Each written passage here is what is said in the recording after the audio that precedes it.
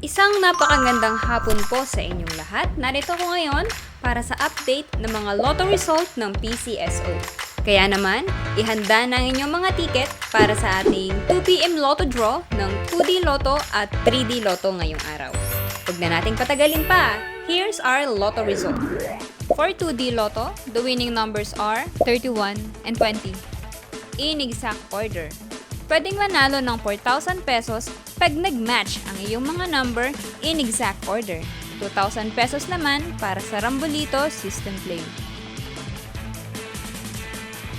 Para naman sa 3D Lotto, the winning numbers are 8, 8, and 1. In exact order. Pwedeng manalo ng 4,500 pesos pag nag-match ang iyong mga number in exact order. 750 to 1,500 pesos naman para sa Rambolito System Play.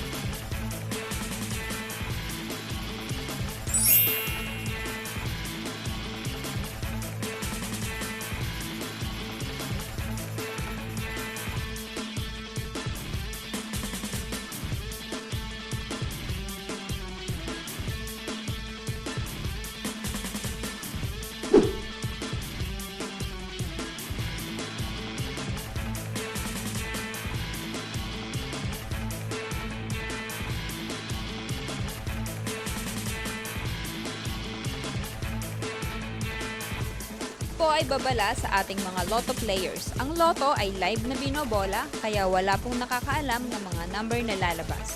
Huwag pong magpapaloko sa mga nagsasabing alam nila ang lalabas sa game at sa authorized outlet lamang bumili ng ticket bago ang draw. Para maklaim ang inyong prize, pumunta lang sa authorized lotto outlet pag nanalo ka ng umabot sa 20 to 10,000 pesos.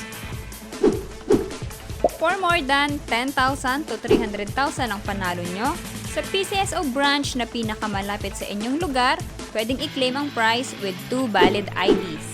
At kapag ikaw naman ang jackpot winner, i-present ang iyong ticket with 2 valid ID sa PCSO main office located at Shaw Boulevard, Mandaluyong City.